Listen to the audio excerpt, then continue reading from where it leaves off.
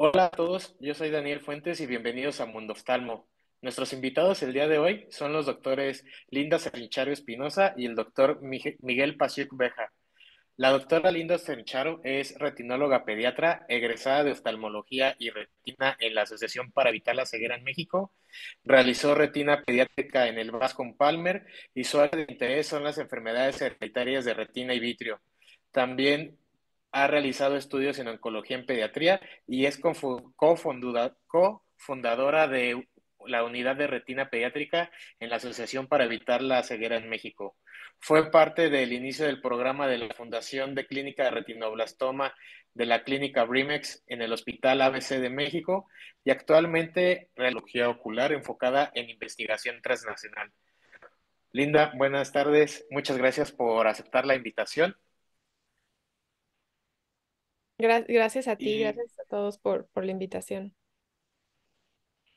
Y continúo con nuestro siguiente ponente, que es el doctor Pasiuk, quien estudió medicina en la Universidad Autónoma de México, para realizar la residencia en oftalmología y los fellows de segmento anterior y estrabismo en la Asociación para Evitar la Ceguera en México.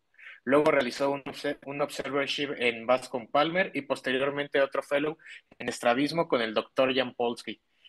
Después estuvo como adscrito en la PEC en el departamento de estrabismo, trabajó como oftalmólogo pediatra en el Centro Médico ABC en la Ciudad de México, fue, fue presidente de la Asociación Mexicana de Síndrome de Down y es oftalmólogo activo para la Fundación Mexicana de Síndrome de Down.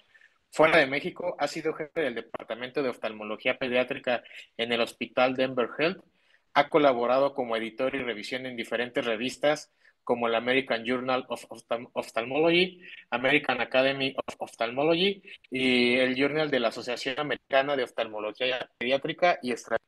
Tiene más de 50 publicaciones y ha participado en diferentes congresos, tanto nacionales como internacionales, como profesor.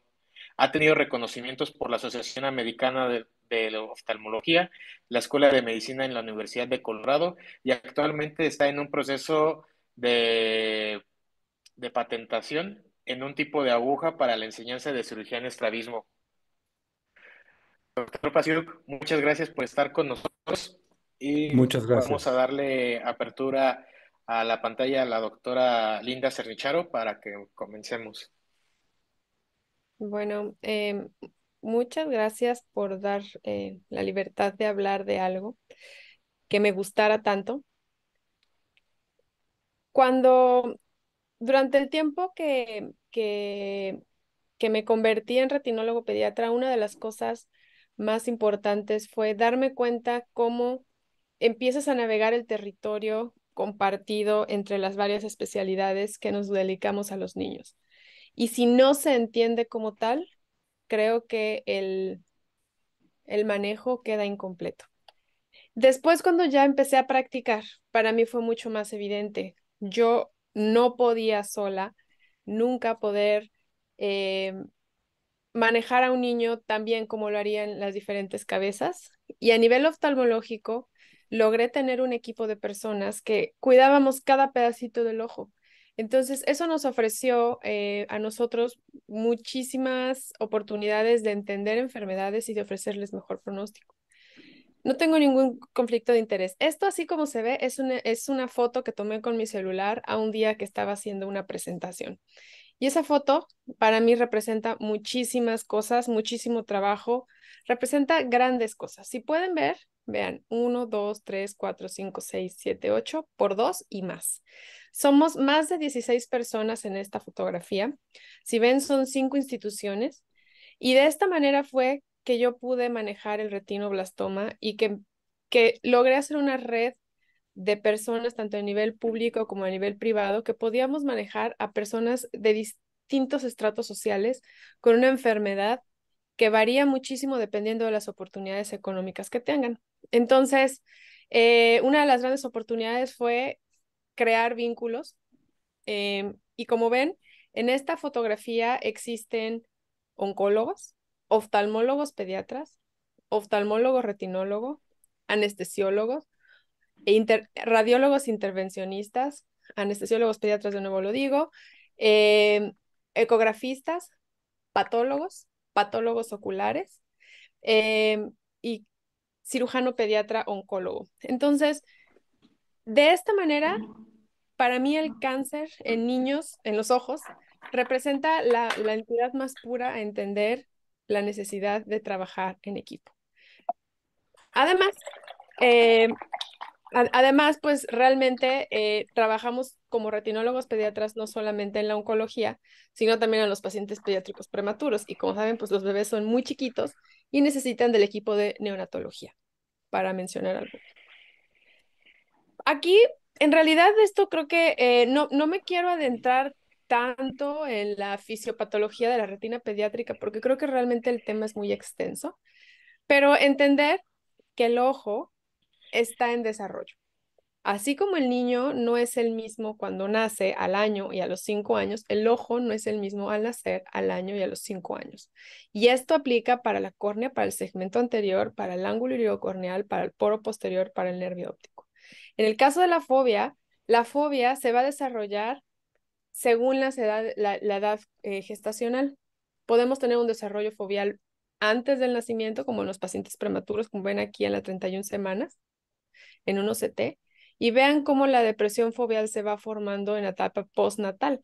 Inclusive el desarrollo de la fobia se genera alrededor de las 45-54 semanas de gestación corregida, aún en un niño sano, que coincide con la fijación y la alineación ocular. Entonces, ¿por qué no?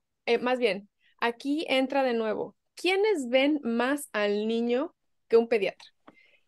El pediatra es el que lo va a estar viendo desde el nacimiento y cada mes o cada 2 meses o cada que la gripa, cada que tiene diarrea. Un pediatra tiene que ser parte fundamental de la salud visual, porque cada niño, dependiendo del crecimiento, va a tener manifestaciones dependiendo de la edad. Si es menos de 3 meses, puede existir estrabismo por la falta del desarrollo de la fobia, como hablábamos antes de la semana 45, o por no fijación por algún otro problema. Eh, Más bien aquí,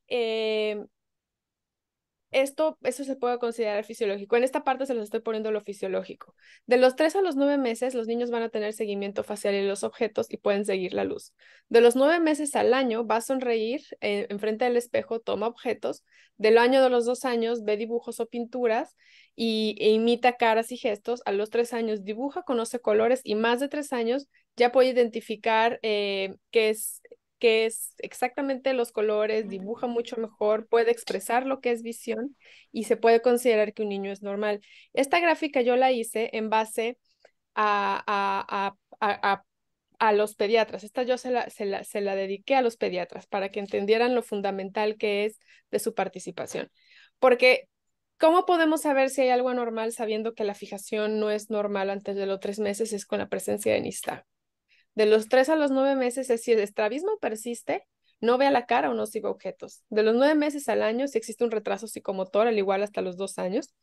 El niño de los 3 años puede que se confunda o desconozca los colores. Pueden tener niños que se refieren como retraso psicomotor, falta de visión lejana, y más grandes inclusive se han mal diagnosticado como trastornos del aprendizaje o déficit de la atención. Entonces, ¿cuándo se debe revisar oftalmológicamente un paciente desde recién nacido? Ahí entra la parte del tamiz visual, donde es un oftalmólogo, un técnico que toma fotografías interpretadas por el oftalmólogo, pero el pediatra va a seguir viéndolo mes con mes y sí debe de hacerse el reflejo rojo. Antes de los 30 meses, también tiene que notar que no existe estrabismo, si no está cumpliendo con algún hito del desarrollo. Y más allá, el oftalmólogo vuelve a intervenir, revisándolo cuando empieza en la edad escolar y se va adaptando según las necesidades. Entonces aquí el trabajo en equipo es fundamental, los pediatras, los oftalmólogos y la familia que estén al tanto de los datos de alarma. Este es otro diagrama que construí, eh, que lo hicimos para un capítulo de un libro, donde ejemplifica muy bien el por qué el reflejo rojo es tan importante difundirlo en la comunidad de gente no solamente oftalmológica, porque también se ha castigado mucho el reflejo rojo por la falta de sensibilidad, más no solo es así. Vean aquí. ¿Qué es la peor situación que puede existir? Un tumor, un retinoblastoma. Si el retinoblastoma está en una zona del ojo escondida, que no se puede ver por la pupila, ni va a alterar el reflejo rojo ni va a causar leucocoria. Por eso se tiene que revisar al nacimiento y por eso se va a ir identificando que los hitos se vayan cumpliendo. Pero sí, esa lesión está en el centro, en el eje visual, sí va a causar alteración del reflejo rojo, más no va a causar leucocoria porque no es lo suficientemente grande. Y en tercero, una masa muy grande va a alterar el reflejo rojo y va a causar leucocoria. Entonces, como ven, depende del tiempo del diagnóstico y la edad, todo es dependiente del tiempo, van a ser las manifestaciones y las personas que se van a dar cuenta. Esta es una foto de una leucocoria notada por la mamá, es un niño con enfermedad de Coates, pero aquí podemos tener una variabilidad de enfermedades. Por ejemplo, este es un retinoblastoma, este es un retinoblastoma infiltrativo difuso, este también es un retinoblastoma enmascarado por un trauma, y esta es una enfermedad de Coates con un macroquiste. Otra cosa es, el oftalmólogo podemos ser capaces. Los retinólogos podemos ser capaces de identificar causas no obvias de pérdida visual, pero no debemos de olvidar que están vinculadas muchas veces a las anormalidades neurooftalmológicas y los niños sobre todo, porque las anormalidades no son típicas. Si tenemos una enfermedad en la retina, este diagrama también lo hicimos para el capítulo del libro, vas a tener baja visual, puede haber nictalopia, meralopia, fotofobia, nistagmo, defecto pupilar, cambios en la retina y o atrofia óptica. Si es a nivel del quiasma, puede haber baja visual bilateral, puede haber nistagmo y por reactividad de la pupila, la retina va a estar bien y puede haber atrofia óptica en banda o generalizada.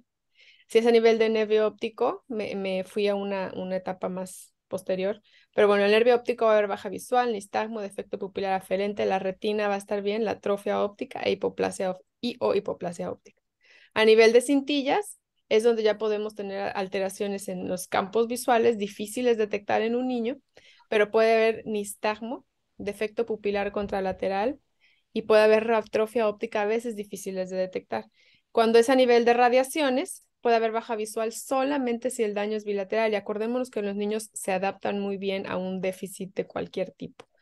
Y a nivel occipital puede que el paciente tenga o baja visual simétrica o no lo detecte, que tenga un defecto homónimo difícil de diagnosticar, no va a haber nistagmo, no va a haber defecto pupilar, y el ojo es normal. Entonces, este diagrama, aunque es a veces de pronto complicado, lo digo nada más para recordar y siempre los invito a que tomen una foto de este diagrama porque es mejor tenerlo en el celular, porque en los niños no vas a esperar los defectos campimétricos típicos que existen para detectar alteraciones. Entonces, necesitas del conocimiento, pero si no tienes el conocimiento, existen especialistas en esto, los neurooftalmólogos o los neurólogos pediatras que te pueden asesorar en las diferencias.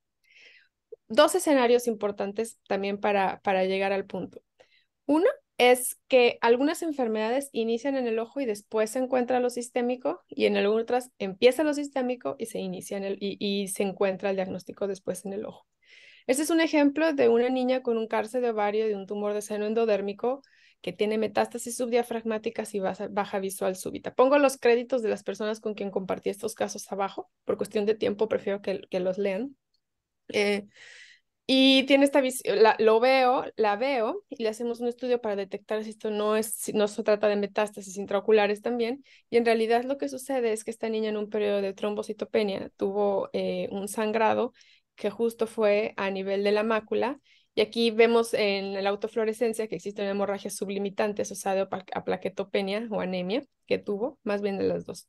Y no tengo aquí el OCT, pero es una lesión que existió por debajo de la membrana limitante interna. Entonces, no fue una metástasis, definitivamente esto cambia porque no le tienen que dar más quimioterapia si no lo necesita. Es una secuela de su déficit eh, celular. Ese es otro niño, es un niño de 6 años, de una leucemia linfoblástica aguda, con el ojo derecho con una visión de 20/200, el izquierdo con una hemorragia vitreosa grado 4 que imposibilita ver, y lo que tiene es una infiltración del nervio óptico leucémica, esto es un mal pronóstico, es lesión del sistema nervioso central, y definitivamente el tratamiento es a nivel sistémico y muy rara vez necesitan terapia intravítrea con metrotexate, eso es cuando es refractario.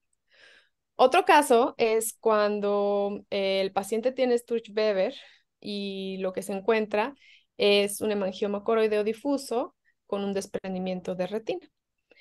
El otro es cuando el ojo nos da la pauta En las anteriores fue que el paciente tenía un diagnóstico sistémico y empieza con el ojo. Pero aquí eh, lo que sucede es esta paciente de 10 años que tiene una tosis adquirida con celulitis recurrentes y a la hora de palpar, la doctora que lo palpa encuentra una masa en surco superior, existe proptosis y esta es la tomografía donde se observa la proptosis y un engrosamiento muscular y y aumento de la grasa periorbitaria. Además, tiene 20-100, o sea, que se dice que es por miopía, y tiene una discromatopsia y se le diagnostica como un retraso psicomotor leve. Estos son sus nervios ópticos. Como ven, este es un nervio más pálido con una exavación un poco mayor. Y lo que es el diagnóstico de orbitopatía distiroidea en esta paciente. Entonces, eh, es importante el abordaje. Otro caso es un paciente de 5 meses con endotropia desde el nacimiento, con mal sostén encefálico. Hacemos el abordaje en conjunto con neurología y tiene una hipoplasia de cuerpo calloso y es un paciente que es una displasia septóptica en estudio. Otro paciente con diagnóstico de una endotropia que al estudiarlo tiene un hemangioblastoma de cabeza de nervio óptico, tiene von Hippel-Lindau de historia familiar positiva y este paciente requiere cirugía para hacer una resección del tumor de cabeza de nervio óptico. Y pues evidentemente el manejo ocular no es la solución, o sea, resolver este tratamiento de este desprendimiento traccional de retina no podría haber funcionado sin un tratamiento adyuvante con algo que disminuyera la vasculatura, como en este caso utilizamos propranolol sistémico. Actualmente ya existe un tratamiento inmunológico para los pacientes con Hippel-Lindau que reduce los tumores en todo el cuerpo, no solo en el ojo. Entonces, pues a mí me encanta enseñar este video, pero definitivamente el paciente no tiene solo una enfermedad en el ojo, el paciente tiene posibilidad de cáncer en varios órganos, en el sistema nervioso central, a nivel de suprarrenales, em, riñones, pulmones, etcétera. Em, aquí nada más quiero que vean cómo, bueno, se extraen las dos partes del tumor, una vascular, la otra ya no estaba vascular, que había respondido al tratamiento con propranolol.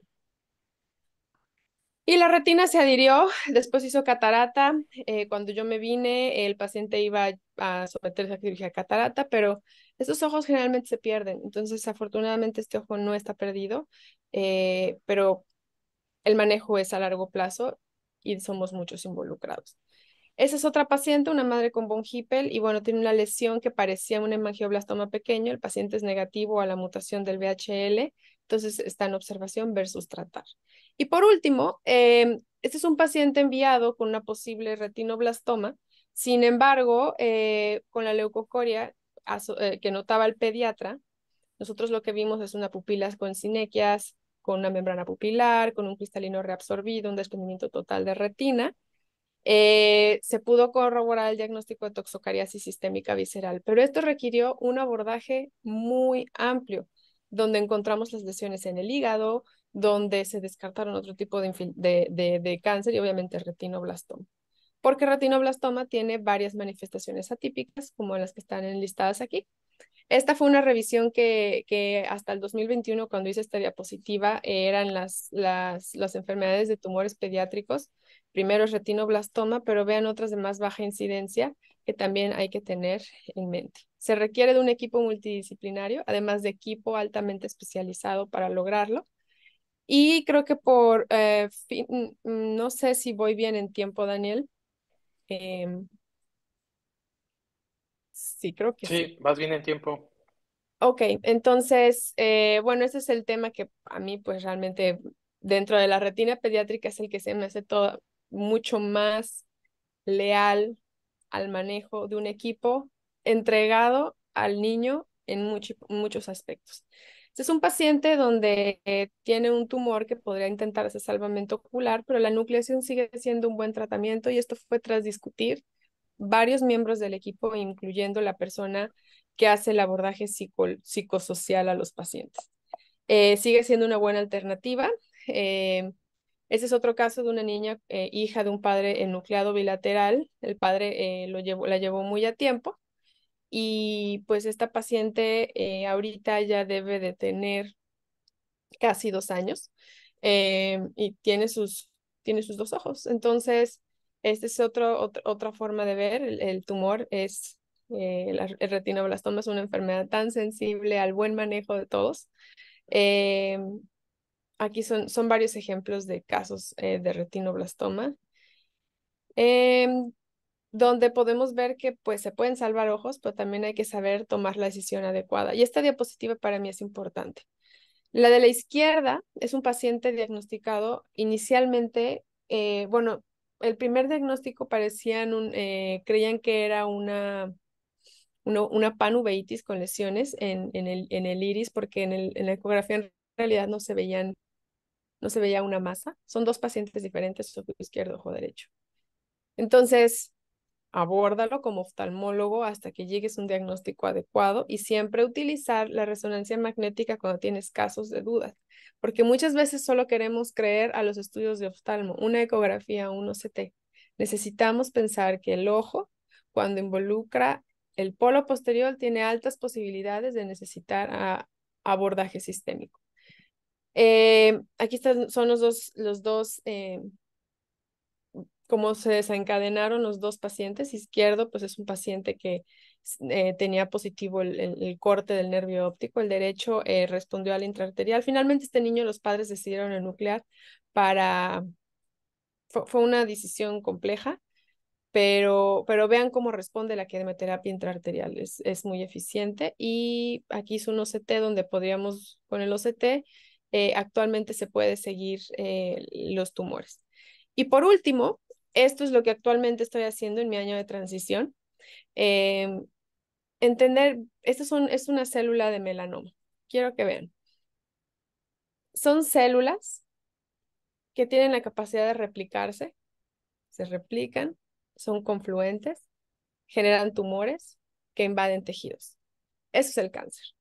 Y esa invasión de tejidos es a un lado o es a distancia. Si nosotros entendemos que la biología celular del cáncer es extremadamente compleja, vamos a entender el privilegio de tener un equipo multidisciplinario. Y ahora también trabajo con gente que me enseña a hacer estos experimentos, me enseña a entender la biología, me enseña a entender la parte molecular, cómo vamos a hacer mutaciones de las células para ver si responden. Realmente es súper apasionante y es más apasionante como médico que sabes tratar la enfermedad, cómo puedes visualizar la parte translacional. Entonces, nunca he dejado de trabajar en equipo. Para mí soy fiel creyente que el trabajo en equipo es el éxito de todos y además te la pasas mejor que trabajando solo. Ellos todos son personas súper importantes para mí y vean el tamaño del bracito del bebé, que definitivamente necesitas un armamentario de personas con la cabeza puesta en el mismo objetivo. Muchas gracias.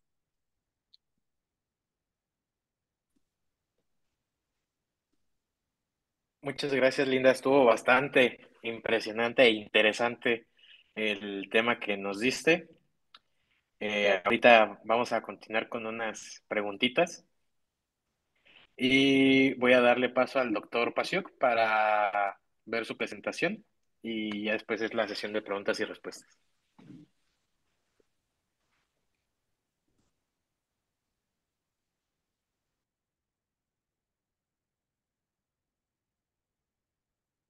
Es,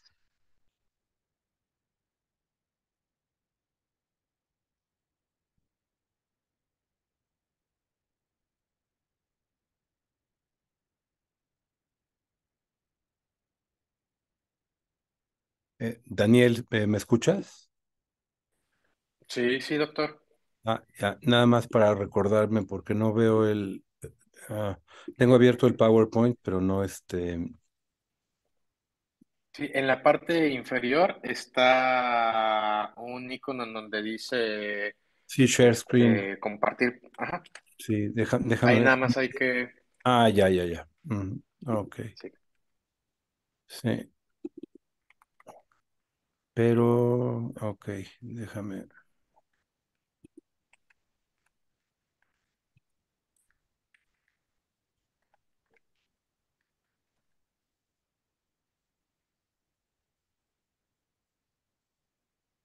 Bien. Lo que quiero es que aparezca porque aparece la columna de diapositivas y la primera, ¿no? Quiero que ocupe toda la pantalla. Sí, le podemos dar en Home Sí, y en la parte de abajo a su derecha, en donde está la parte, ahí podemos ponerle ya un poquito al ladito de Andele, ahí mero. ahí está. Ok. Sí, Ya, se ve bien esta, ¿no? Ok. sí, sí, ahí se ve muy bien. Bueno, muchas gracias y tengo el video también abierto, que no me fijé. No, no tienes abierto tu video, Ah, Miguel. ya, sí, déjame, perdone, pero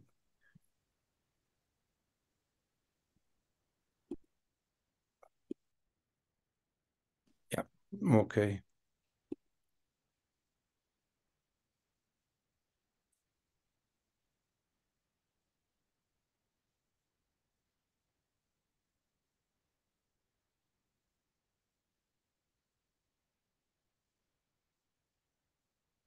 ok, perfecto. Aquí ya, ahora sí, perdón por la interrupción. Muy interesante tu plática, Linda, de veras, muy completa y muy compleja.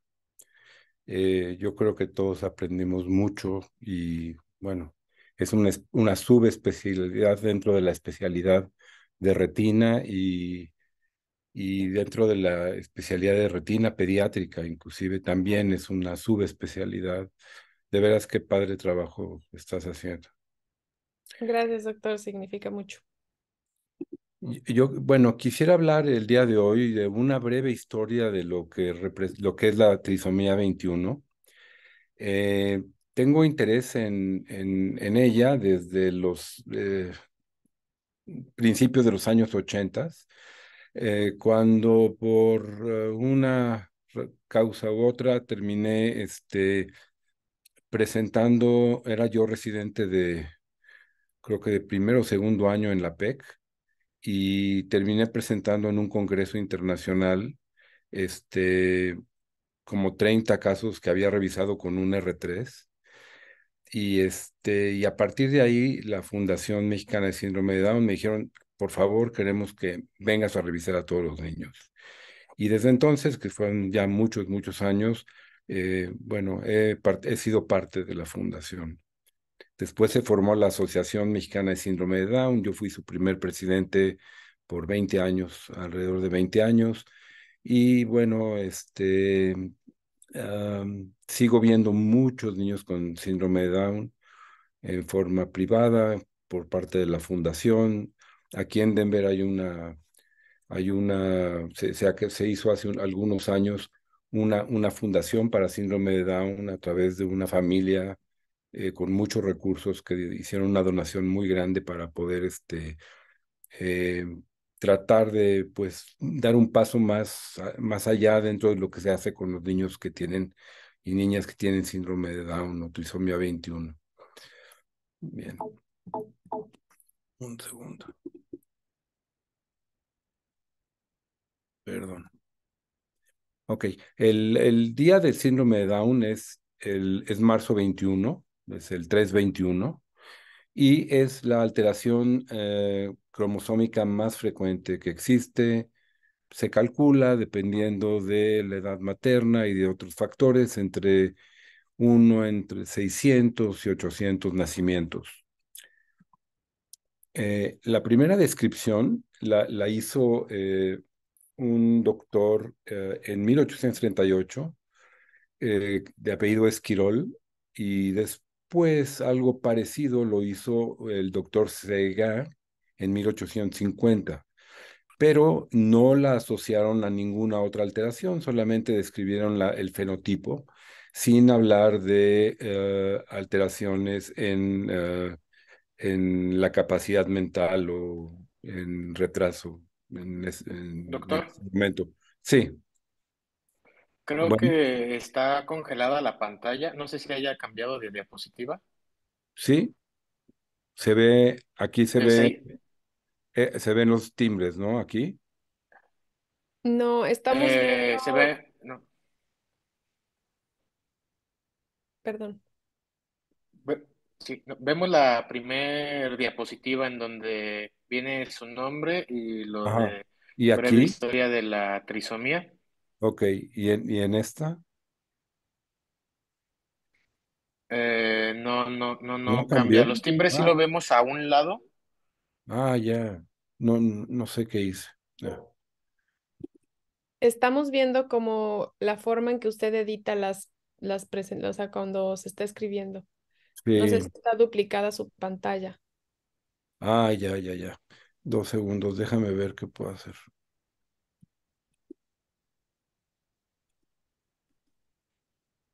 Ahí ya está. Bueno, ahí se ve John Langdon Down. Sí. Ok. Sí, Y aquí se ven los timbres.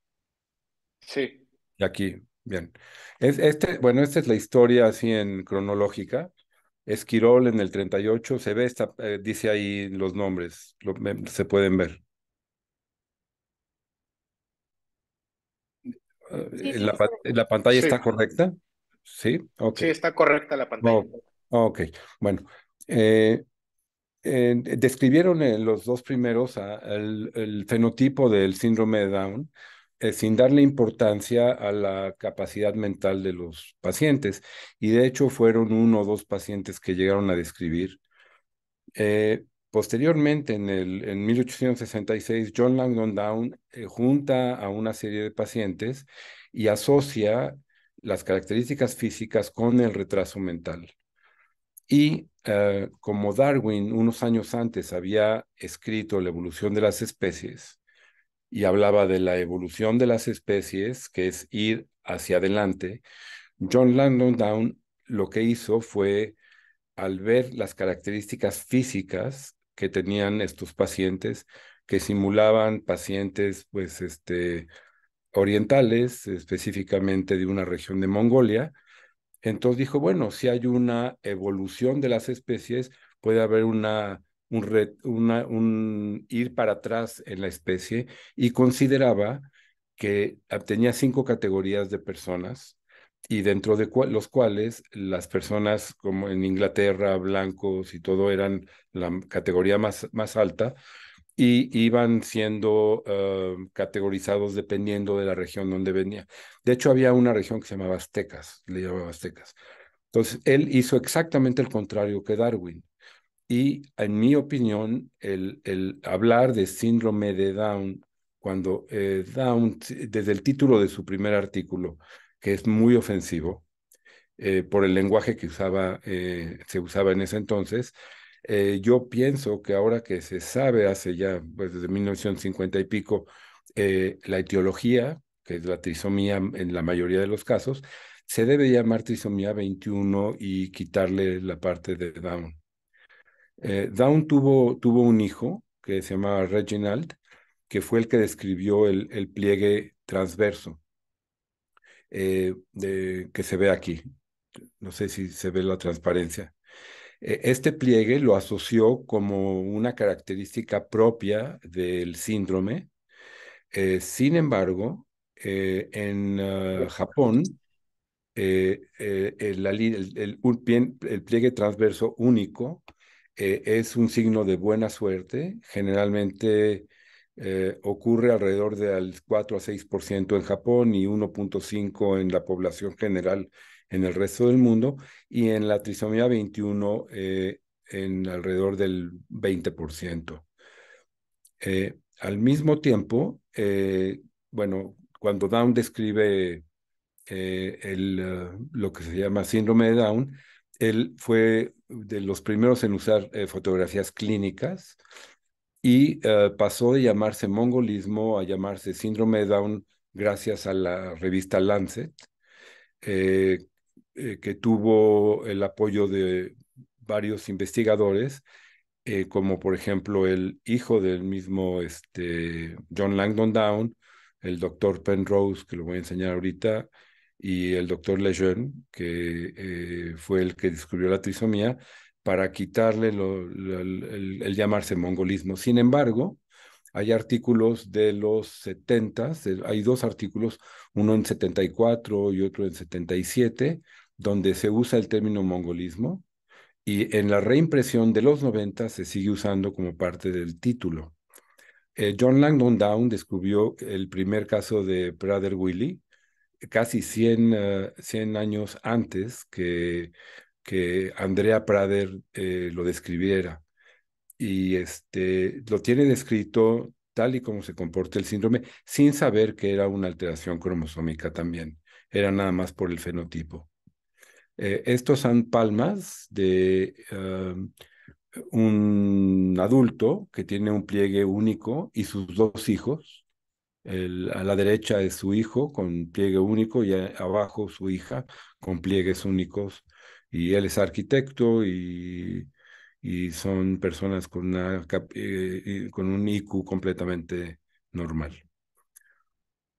Posteriormente, en el 38, había un psiquiatra en Inglaterra, el doctor Penrose, que tenía varios títulos. Él era psiquiatra, era también matemático, era un teórico del ajedrez, era una persona sumamente creativa, lo que a mucha gente pues le llamarían como un hombre del Renacimiento, que es un término que me choca. Pero él se dio cuenta que la edad materna influía en la frecuencia con la que se presentaba el síndrome de Down. Él, por ejemplo, él diseñó, bueno, él es el doctor Penrose, y él diseñó el triángulo imposible y la escalera que nunca acaba. O sea, así eran sus intereses, ¿no? Posteriormente, el doctor Lejeune, en 1959, publica junto con la doctora Gautier y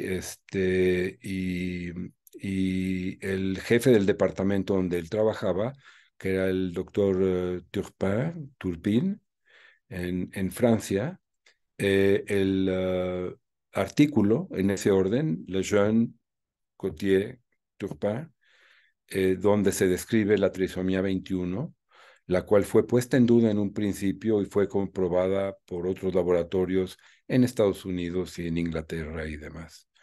Curiosamente, la doctora la habían llevado porque ella hacía cultivo de tejidos y trabajaba con fibroblastos. Y ella vio la trisomía en los fibroblastos.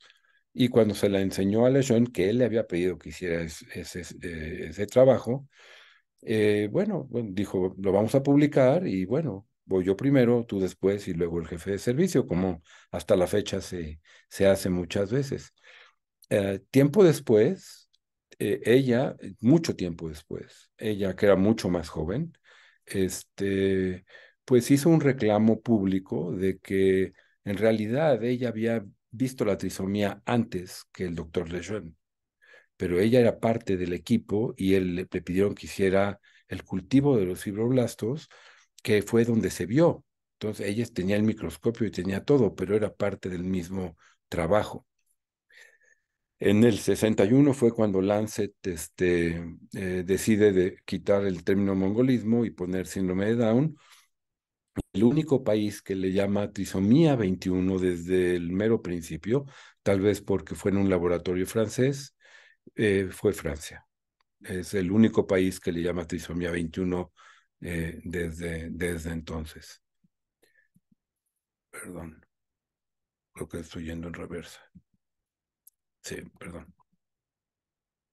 Bueno, este es el doctor Lejeune conmigo hace muchos años, en los 80s, en un congreso internacional de síndrome de Down.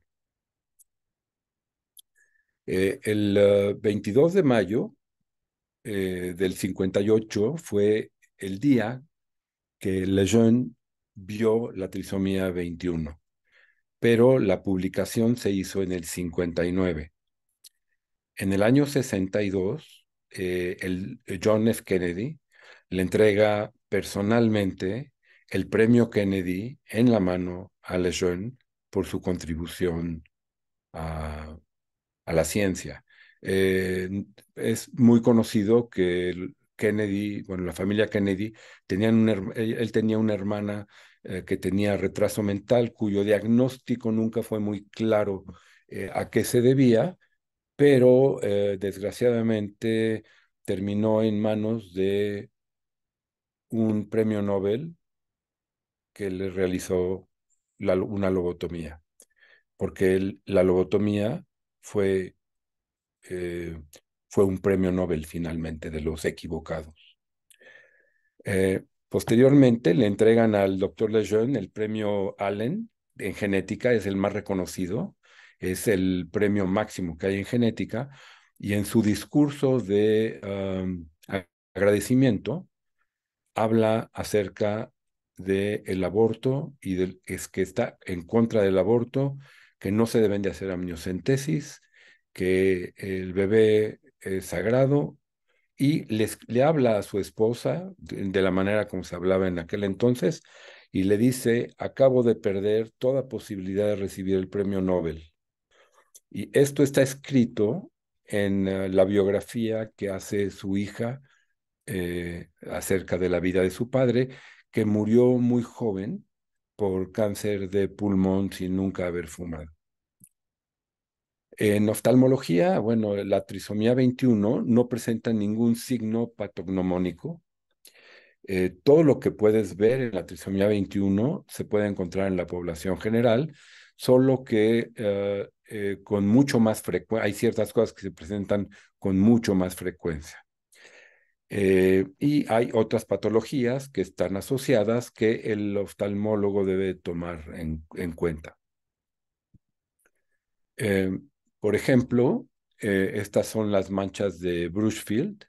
Se ven en ojos en un porcentaje alto de niños con Down o adultos con ojos claros y son nódulos que están en el tercio externo del iris, son de color blanquecino y cuando, por ejemplo, en la población en México vemos pacientes con Down, con iris pues cafés o oscuros, no las vemos, a menos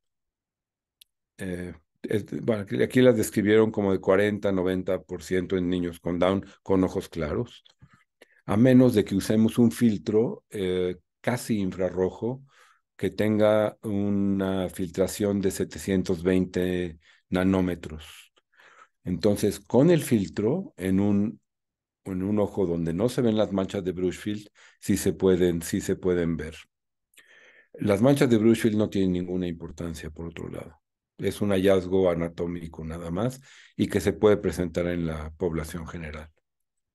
Brushfield fue un psiquiatra inglés que mejoró mucho la vida de los pacientes psiquiátricos que estaban a su cargo, quitó las camisas de fuerza, hizo más alegres los pabellones, trató con respeto a los pacientes, como pacientes, no como lunáticos.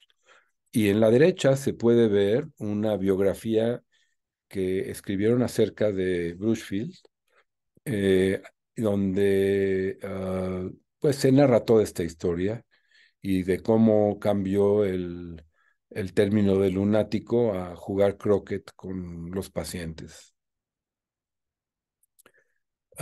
Existe, y esto es muy importante para el oftalmólogo, en un porcentaje de alrededor de 10 a 20%, inestabilidad en la articulación de la C1 y la C2. Y los niños que van a entrar o jóvenes a las Olimpiadas Especiales exigen en las Olimpiadas tener una radiografía en flexión y extensión de la columna cervical en todos los pacientes con síndrome de Down. Un porcentaje muy chico, afortunadamente, del 1 a 2%, son sintomáticos y la sintomatología puede ir desde defectos en la deglución hasta ser cuadriplégicos. Entonces, si hay inestabilidad de la C1, C2, antes se les ponía un halo para estabilizarlos, pero era pues algo con lo que no podían vivir durante mucho tiempo. Entonces, hoy en día hay cirugía y obviamente esto los excluye de cualquier deporte o actividad que ponga en riesgo el causar una alteración mayor a la inestabilidad. Si hay signos neurológicos, se tiene que hacer una resonancia o por lo menos una tomografía axial computarizada. Aquí se puede ver la C1, C2, cómo están desfasadas y hay una separación en las apófisis muy, muy grande y la C1 está echada hacia adelante. Esto se ha atribuido a que ahí tienen los chicos con Down tienen un problema en el tejido conectivo que es más laxo y muchos de ellos, si tratas de ponerles gotas a fuerzas, cuando tratas de abrir los ojos se vierten los párpados muy fácilmente. Tienen una floppy eyelid syndrome eh, propio, no como el clásicamente descrito en hombres obesos de mayor edad, y que tienen apnea del sueño.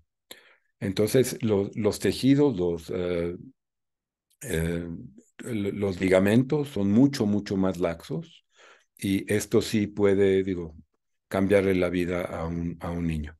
Por tal motivo, durante mucho tiempo y gracias a los laboratorios Green de hace mucho tiempo, a mí me hacían un spray donde combinaba para que fuera estéril, donde se ponían las gotas en, inclusive con los ojos cerrados, porque penetran a través de las pestañas.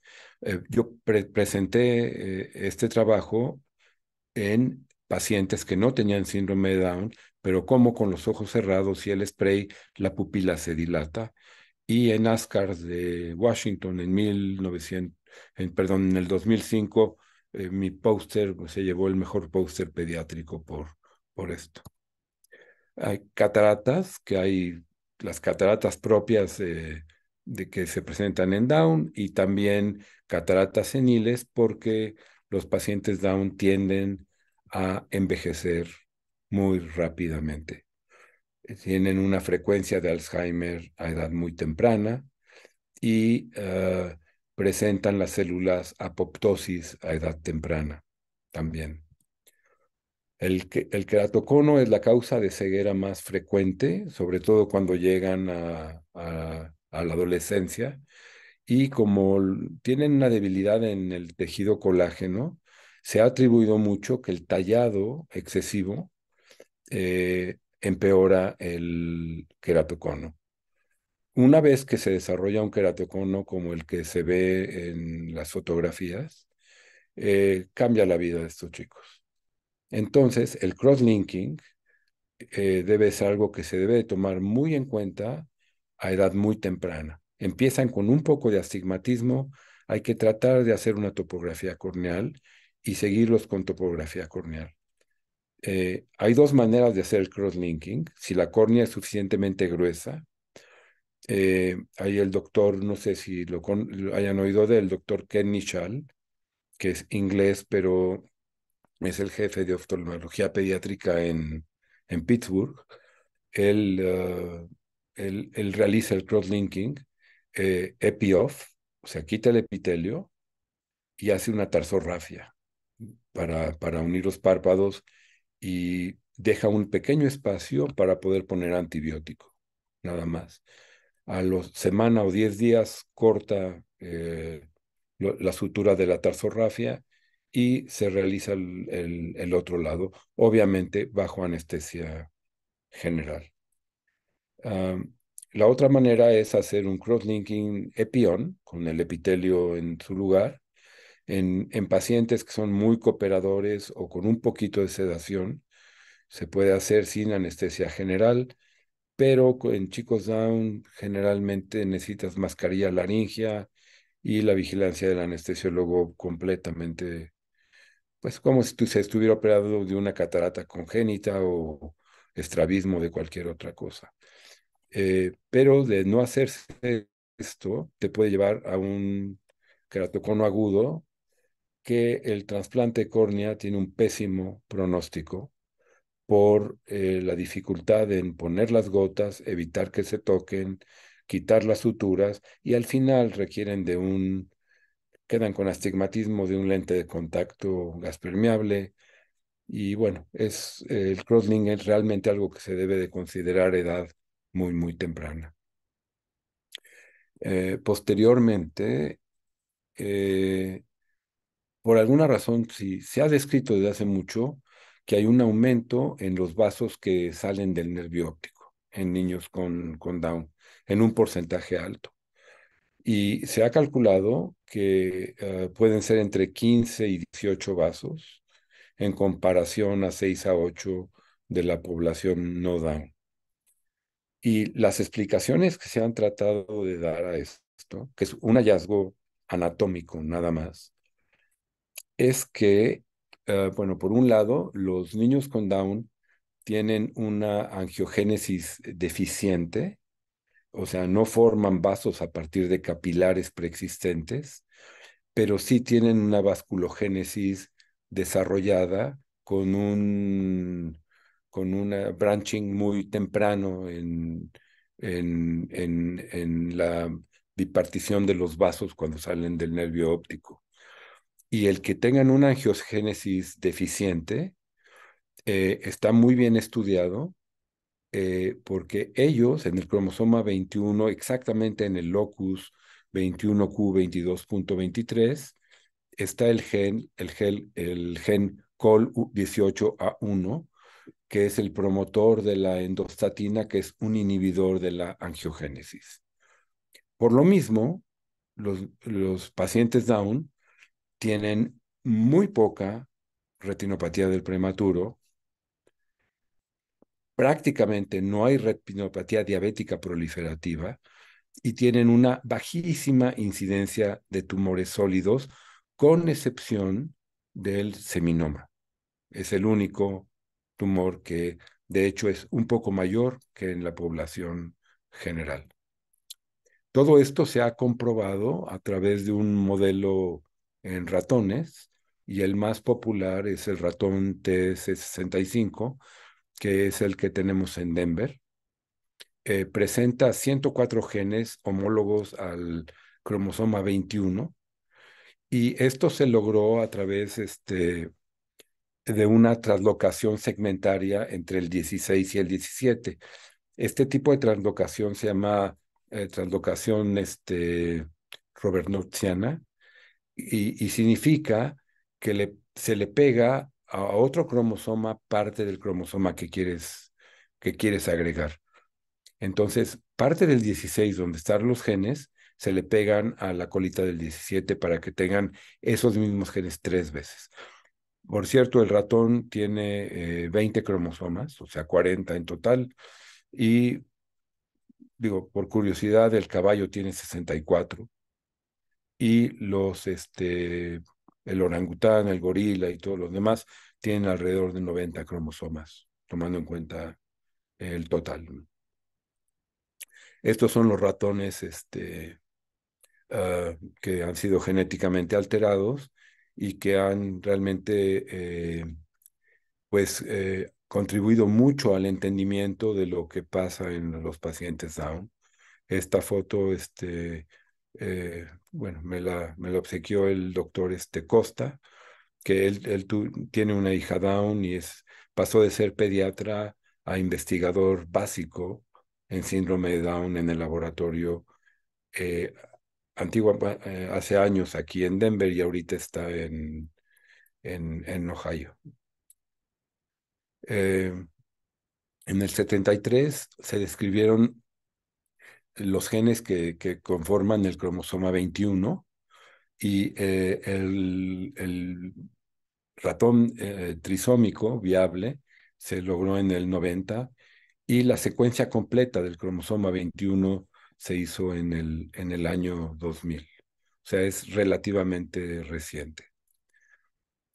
Si uno ve lo que hay en la historia y busca, va a encontrar cerámica y esculturas que representan niños Down o cuadros del Renacimiento o más antiguos. Pero eso es historia. Actualmente, los niños Down hacen arte y tienen una vida más feliz de lo que la tenían hace no tantos años. Muchas gracias. Perdón, este es un chico hablaba de cosas asociadas, síndrome de Down y síndrome de Nori, las dos cosas juntas, con desprendimiento de retina bilateral y más el síndrome de Down. Gracias, es todo. Muchas gracias, doctor. En verdad ha estado impresionante la ponencia que nos ha dado a través de toda esta historia y me ha dejado en lo personal bastante aprendizaje, sobre todo esa parte en la aplicación de las gotas para dilatar las pupilas, que, que pues en realidad no tenía en cuenta. Vamos a pasar a la ronda de preguntas y respuestas. Aquí hay unas preguntas para la doctora Linda, en donde nos dicen, son tres. Uno es que en pacientes con diagnóstico de hemangioblastoma retiniano por von Hippel-Lindau, ¿cuál es el tratamiento más eficaz para realizar la ablación de la lesión? Igual siguiendo con lo del hemangioblastoma con un desprendimiento traccional lejos del polo posterior, puede ser tratado solo con métodos de ablación o si es recomendado realizar algún tratamiento quirúrgico siempre. ¿Y cuánto tiempo previo a realizar el tratamiento quirúrgico se recomienda el tratamiento con beta bloqueadores?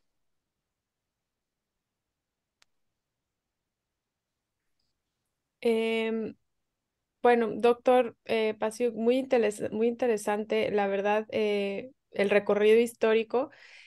Ahorita contesto, Daniel, solo quería preguntar algo al doctor Pasiuk. ¿Qué pasó con el aplicador de las gotas? ¿Es todavía posible encontrarlo? Y bueno, Green cambió de dueños y lo dejaron porque el ingeniero que manejaba Green me hacía el favor, de hecho no me cobraba nada por tenerlo y era para uso personal en el consultorio. Pero es algo que es tan sencillo de hacer, nada más que tiene que ser hecho por un laboratorio para que tenga la calidad de esterilidad de los productos que vas a usar. Eso lo usaba acá en México, Lo nada usé más. en México, sí, durante años. De cuando decía, ya me quedan nada más 3 frasquitos, me mandaba una caja nueva. Y Súper interesante. sí, y no, pues no ha habido porque el producto existe, hay que combinar tres cosas, ¿no? Y el producto existe y simplemente pues es pues que un laboratorio quisiera, ¿me entiendes? Apoyar a los oftalmólogos pediatras, retinólogos pediatras, con eso le facilita el trabajo, es una experiencia cero traumática para el bebé, que luego hay que verlo ya dilatado, ¿no? Por supuesto, la verdad es que está súper, o sea, eso yo no sabía que existía, luego le voy a escribir para que me pase más detalles técnicos, porque me parece revolucionario y debería estar, no sé por qué nunca se comercializó, No, porque, no, fue nada más, me dijo bueno, en Green me dijo el ingeniero, me dijo, nada más quiero el póster original porque lo quiero poner en el laboratorio. ok, Y los folletos que me mandaba venía patrocinado por Laboratorios Green. Pero no hay ningún interés comercial, ni nunca hubo, era simplemente facilitarte la vida y a ellos, ¿no? sí, por supuesto. Y la otra cosa que le iba a preguntar es, ahora caigo en cuenta, o sea, y eso que hago retinopatía del prematuro, pero nunca había relacionado la fisiopatología del por qué hay poca incidencia en síndrome de Down. Entonces, es esa parte que explica cómo hay inhibición del VEGF, creo que debe aplicarse para muchas otras enfermedades, como lo dijo, eh, porque leucemias hay más leucemias en síndrome de Sí, Down, muchos. No, no, pero hay muchísimo más. Son tumores no sólidos, no, ujú, tumores exacto. sólidos son los que disminuyen porque la angiogénesis está deprimida. Ujú, La otra cosa, hay otra teoría de por qué no hay tumores sólidos, porque son, de hecho hay un artículo que dice 10 razones por qué los pacientes con Down no tienen tumores sólidos. La que todo el mundo habla es la angiogénesis, pero la otra es la apoptosis.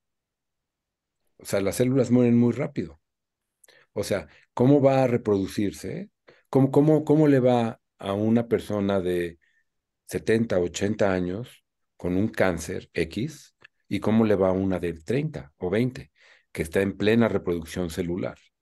Entonces, si ujú. las células están en apoptosis y se están muriendo, ¿me entiendes? ¿Dónde está la energía para seguirse reproduciendo? Más la falta de vasos que las nutran. Sí, definitivamente. Me acaba de abrir muchas ideas, porque, por ejemplo, vinculando la fisiopatología, el cáncer tiene muchísimo que ver con la angiogénesis. La ¿No? vasculogénesis, la angiogénesis depende del tipo de cáncer, la edad, del momento del desarrollo, pero es un target muy importante para el tratamiento. Y ahorita que están haciendo esas preguntas del hemangioblastoma, uno es, el hemangioblastoma es un tumor que se trata dependiendo del tumor y la localización. Si está muy cerca del nervio o de la mácula, cualquier tratamiento que hagas ablativo va a repercutir en visión. Si está en la periferia, cualquier tratamiento que hagas no va a causar per se baja visual, a menos de que exista tracción, que ese es el principal problema que existe en von Hippel-Lindau, porque los tumores suceden en retina, pero también están afectados por la interfase vitreoretiniana. Entonces, en cuanto el tumor se calienta o se enfría, calienta con láser, se enfría con crioterapia o se calienta con radioterapia. El problema es que tracciona la interfase vitreoretiniana y existen las complicaciones como hemorragias, como desprendiendo de retina. Entonces, el tratamiento quirúrgico, en realidad en los niños, el tratamiento quirúrgico debe hacerse un poco más temprano, porque la complicación del desprendimiento traccional de retina va a ser mucho más exagerada que en el adulto, porque la interfaz es mucho más adherida en un niño. Entonces, creo que esto es un tema súper profundo, pero vinculando lo que el doctor dijo sobre la angiogénesis, los beta bloqueadores sirven para disminuir angiogénesis también, en este caso de von Hippel. Sin embargo, en Estados Unidos ya existe el belzutifán, que es un medicamento que ya se puede utilizar para estos pacientes, pero no existe en México. Hasta donde yo sé, todavía no entra. Entonces, sí, un target en los oncológicos es eso, porque en el ojo el tumor no es maligno per se, no va a metástasis, no va a ser metástasis del tumor del ojo afuera, un hemangioblastoma. El problema van a ser las complicaciones por extensión local. Entonces, dependiendo de eso, es el criterio de cuándo operar más pronto, respondiendo a esas preguntas. Es un tratamiento combinado un poco de edad de presentación, localización, tiempo y extensión. Una pregunta nada más. Cuando das beta bloqueadores, normalmente y dependiendo de la edad del niño, hay un cardiólogo que los guía con la dosis. Sí, 100%. Nunca estos medicamentos los doy yo. Cuando era retinóloga, veía adultos, se me hacía muy fácil decir voy a indicar propranolol. Como que Sí, de retinólogo ya. te Todo sientes el muy mundo, sí. valiente. No, siempre es por el cardiólogo porque además la dosis varía y se va Ajá. aumentando. Puede empezar desde 0,5 a 2 por kilo. Y un criterio muy interesante de cuando tienen bajo gasto es que se van quedando dormidos. Entonces, es algo Claro. que tú como oftalmólogo no lo puedes monitorear, sí lo tiene que hacer el cardiólogo. Sí. ¿Sabes cómo se descubrió que los beta bloqueadores ayudaban? ¿No? Perdón por meterme en No, tu por favor. pregunta. Sí, me parece que otra vez fue en Francia. Había unas gemelitas, cuatitas, pero una tenía un hemangioma muy grande en la cabeza, en la piel, el de la cara, y la otra no. Y entonces,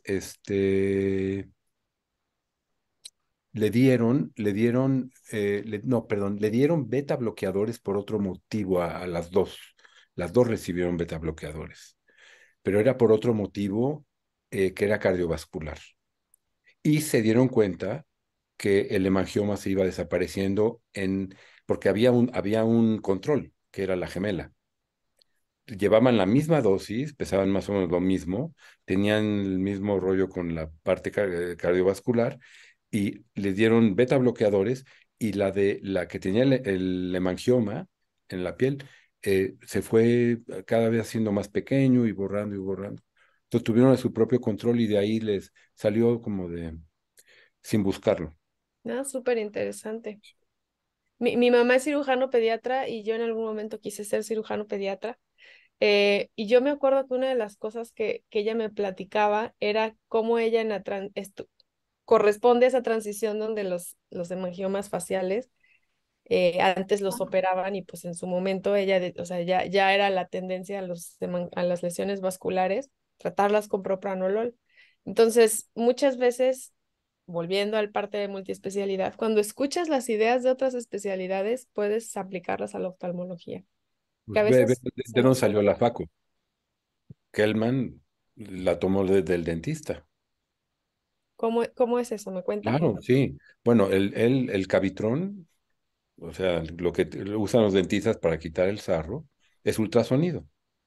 Y él, hablando con su dentista, hay un libro escrito completo de esto, le dijo, ¿cómo funciona esto? O sea, toda la idea de la Faco viene de Kellman yendo al dentista y preguntándole sobre el ultrasonido que fragmentaba los pedacitos de sarro que tenía. Y de ahí fue de donde le surgió la idea. Sí, es algo Mm, que es muy conocido. voy a leer un poquito más al respecto. A mí me encantó su plática por toda esta parte de Gracias. historia que mencionó. De verdad, muchas gracias. Igual tiene, sacamos otra cosa del crosslinking con los rayos V que utilizaban bueno, que utilizan los odontólogos, ¿no? Que es también parte del principio que utilizamos ahí con el crosslinking. Y esa parte justo del crosslinking, le iba a preguntar al doctor Pasiuk que si las topografías en los niños con síndrome de Down se las hace con una cierta periodicidad de 6 meses o cómo se da cuenta en una progresión para saber si le aplicamos el crosslinking o de inicio vemos al niño con un astigmatismo alto, este, hacemos la topografía y lo mandamos a crosslinking o cómo sería Sí, normar esa mira, conducta. sí. Lo ideal es que no sea un astigmatismo alto, es que tenga astigmatismo y eso lo ves por esquiascopía. Si el niño coopera, yo les hago una queratometría en el consultorio. Y dependiendo de cuánto sea el astigmatismo, le mando de base, si él coopera, una topografía. Y lo cito a los 3 meses, digamos. Y le vuelvo a hacer una esquiascopía, vuelvo a hacerle una queratometría. Si siento que las cosas van cambiando, otra topografía. Y si esto se ve que va en progreso, entre más temprano lo hagas, mejor.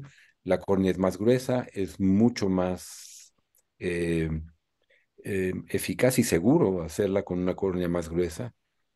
Eh, lo que hace el doctor Nishal, suena, o sea, ¿me entiendes? A mí me suena un poco agresivo de hacer una tarsorrafia y está descrita, ¿me entiendes? Para aplicar el cross-linking sin epitelio. Pero con todo y todo, digo, yo creo que, bueno, dolor, debe de haber dolor intenso y, no, Sí. y la comprensión del paciente no es la óptima, ¿no? Entonces, entre una y otra, yo creo que es mejor hacerle con epitelio, epión, y, y ver qué pasa, porque siempre tienes oportunidad de volverlo a hacer de otra manera, si ves que no está funcionando, ¿no? Ok, sí. Y en la parte de igual de los niños que tienen mucho tallado ocular y aparte está agregado algún grado de acné, ¿qué tipo de tratamiento les deja? Eh, o sea, pero hablas de adolescentes o rosácea. No, en adolescentes, así de unos 12 13 años. Ah, bueno, normalmente, bueno, son aseos de los párpados, fomentos calientes, les mandan, aquí se usa mucho el flaxseed, que es linaza, pero en vez de echársela al licuado a la fruta, la compran en pastillas, o omega 3 es así, pero sin, sin decir cuánto tiempo, por mucho, mucho tiempo. Y muchas veces se les da, dependiendo de la edad, doxiciclina. Y doxiciclina de 250 por un tiempo más o menos larguito. Que me imagino que es lo mismo que se hace. Yo tengo una pregunta. ¿Cuál es su mejor tip a la fecha para que se dejen explorar? Esa es muy buena. Esa es muy buena. Hay una transparencia que dice, no le tengas miedo a un niño que tiene miedo. ¿Entiendes? O sea, lo primero es, eh, dependiendo de la edad, pero no tocarlo hasta el mero final. Hasta el final, no hacer contacto físico con él. O sea, cuando hablas, aunque estás hablándole a los papás, pero les tienes que estar hablando al niño. Y no le digas mentiras. O sea, al, si usas, bueno, no sé, ciclopentolato, pues arde, el Ponti arde. O sea, cuando te dicen va a arder, la mamá siempre dice, no, no, no te va a arder nada. Digo, no me ayudes porque ya la próxima ya va a costar más trabajo. Aquí en Estados Unidos, pues, sabes, las gotas no las pone el médico, o sea, Ujú. las pone el técnico. Entonces no hay esa asociación de, tú me las pusiste, ya no quiero saber nada, nada de ti. Idealmente que las pudiera poner otra persona y yo les pido que inclusive que se tomen media hora y se bajen. Les doy unas gafitas desechables para midriáticas. Este, y al final, bueno, ya haces todo lo que tenga que ver un poco más de contacto y con la dilatación y demás. Ahora, si eres retinóloga pediatra, pues la dilatación es así como que casi de los primeros pasos, ¿no? Ok, pero bueno, es muy importante lo del contacto, porque muchas veces a otros niños el contacto puede ser el paso 1.5, ¿no? El chócala y ellos, y en los niños Ah, con sí, síndrome de Down les sí, da un sí, sí. poco de miedo. Y depende de la edad, ¿no? Sí, Y depende la, de la acti- edad. y la actitud, la actitud de los chavitos. Y ya por último, ¿qué opina usted de los cerclajes profilácticos de niños que se que se golpean? Sobre todo que hay niños con síndrome de Down que son con un retraso muy severo, que Mm, se golpean. que sí, bueno, eso eh, afortunadamente no lo he visto tanto, pero en autismo, o sea, sí, sí lo he visto, que se pegan contra la pared o, bueno, en el Lesch-Nyhan, en el síndrome de Lesch-Nyhan, que verdaderamente se mutilan. Sí, se muerden. Sí, este, pues como retinóloga, no sé tú qué opinas, pero Bueno, yo lo que pasa es que, bueno, participé en un estudio multicéntrico primero, donde, pues evidentemente la comunidad somos retinólogos, pero una de las conclusiones importantes es que la mayoría de los niños con retraso psicomotor eh, severo, que puede ser generalmente por autismo, pero hay otras causas, una es síndrome de Down, llegan con desprendimientos súper complicados y generalmente monoculares. Ya llega uno mal y cuando baja la visión del otro es cuando se dan cuenta, porque es muy claro, difícil explorarlos, cuando no tienen rutinariamente sus exploraciones o que no se dejan. Entonces, eh, como que el estudio favorece mucho el cerclaje profiláctico del segundo ojo, pero si ya sabemos que eso existe y eso ayuda, Entonces, sí, es ideal buscar criterios de cuándo hacerlo bilateral. Entonces, para mí el criterio de un cerclaje profiláctico no está exento de complicaciones, pero es un niño con un comportamiento eh, autoinfligido, infringido, eh, donde tenga miopía alta y que bajo un examen bajo anestesia tenga lesiones predisponentes. O sea, Para- tiene que Sí, tener miopía alta, si no es... miopía alta y lesiones predisponentes, porque el láser únicamente de lesiones predisponentes a un niño así no va a ayudar gran cosa. Entonces No, ahí es que sí es poniendo el factor de miopía, sí, yo sí estoy completamente de acuerdo. como que porque si sabes que lo que va a pasar es eso, pues ahí sí puedes Sí, operarlo antes de que lo necesite. Entonces, sí. creo que sí puede ser una buena tendencia para estos ciertos criterios. Estos son mis criterios personales. Sí. Después, Ahora, síndrome de Down, el defecto refractivo más común es hipermetropía, mucho más que miopía. La desviación más frecuente es endotropia acomodativa. No hay exotropias. Yo creo que en 3.000 pacientes, no sé cuántos habré visto, vi una o dos exotropias. No he visto, no se ven exotropias. ¿por qué? Porque Porque son hipermétropes. tienden a ser hipermétropes y tienen, um, tienen fuerza en la acomodación. Hay niños que les cuesta acomodar, pero muchos de ellos tienen mucha fuerza en la acomodación y el eje AP es más chico, o sea, en series cuando se ha hecho ultrasonido, el eje AP es más pequeño, pero es muy raro. Si ves un niño con síndrome de Down y exotropia, hay que buscar si no tiene algo intraocular. Ok, ok, otro súper buen tip. Muchísimas gracias por todo. De No, no, verdad que yo voy a no, aprovechar su mail ahora que ya tengo su contacto órale, para claro, estar en claro, contacto. claro. Daniel, muchas gracias. No sé si haya más Bueno, preguntas. gracias. Creo que ya no hay más preguntas. De hecho, nos extendimos un poco porque estuvo bastante enriquecedora esta Ok, plática. ups.